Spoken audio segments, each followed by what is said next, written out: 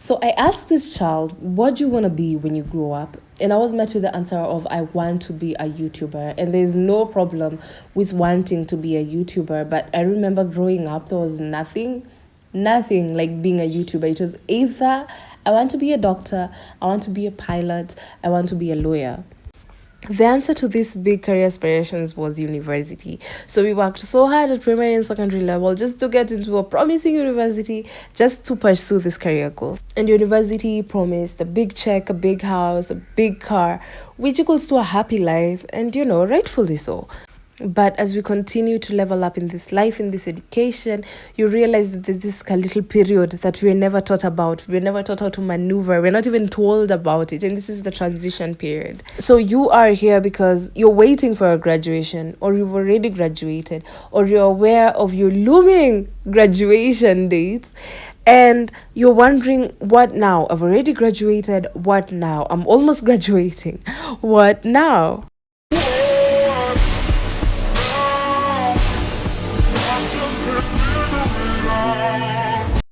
The simplest answer would be a job, you know, employment. But you realize that we live in a country where unemployment is through the roof. Jobs are scarce, money is scarce, inflation is insane.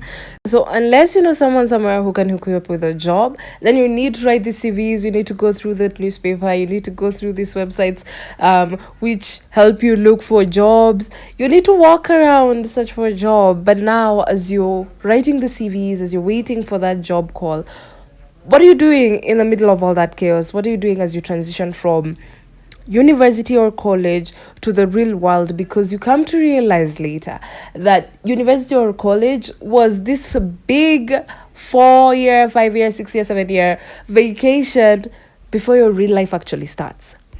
I am going to give you pointers, tips, or advice. Actually, give us, because this will also go into helping me because I'm waiting for my graduation. We do not want postgraduate depression. So I really hope that this will help someone somewhere. Keep yourself busy. So find an internship somewhere, find an attachment, find a volunteer.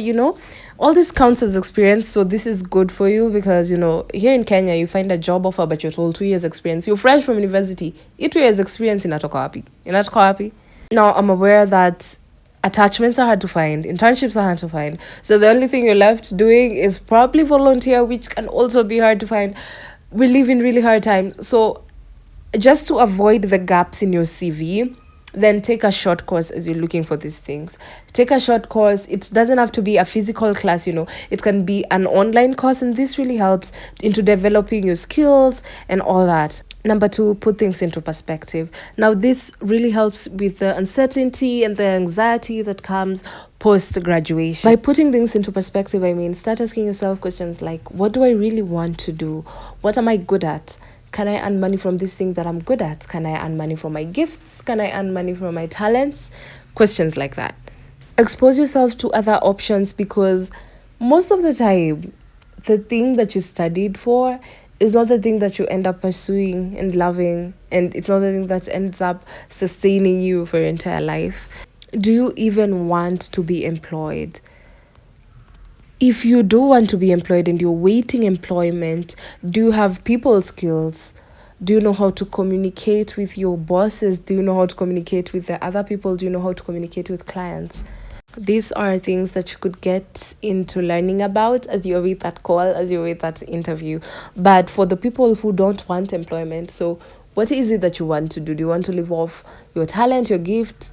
Do you want to live off business? If you want to live off business, do you have capital to invest in that business? And if you do not have the capital, do you know where and how to get that capital? But do not limit yourself. You can also go and get another degree, get a diploma, get a certificate in something. You can even go and get a master's if you can. I would also urge everyone to start saving as early as now, even if it's just 20 bob. By the end of the year, that is 7,300. So money is still money. So start saving. I haven't been saving all my life. I will not lie to you guys.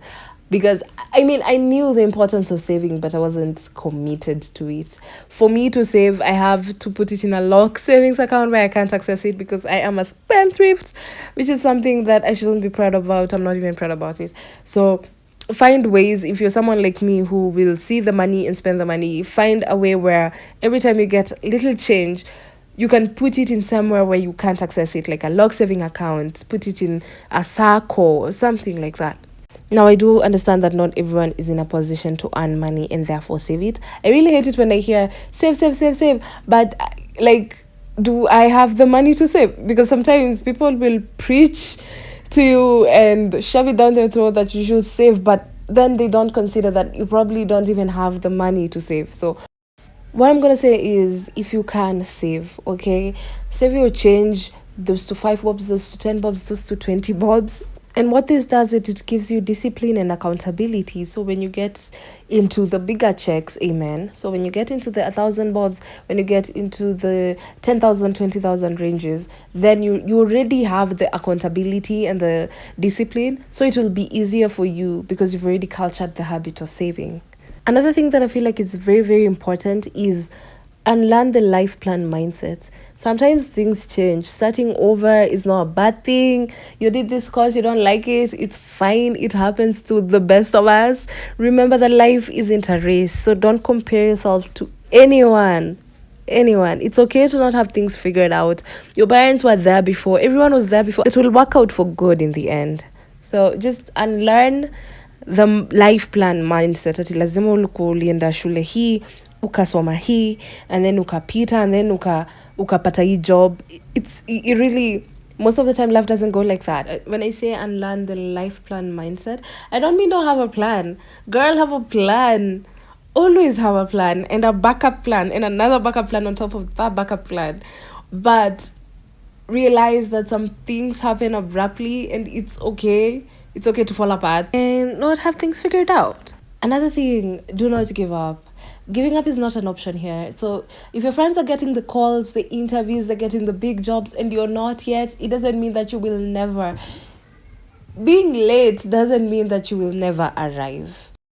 Okay, that is all for this video. Do not forget to give it a thumbs up if you liked it. And I'll see you in the next one. If you haven't subscribed yet, what are you waiting for? Subscribe. Bye, guys.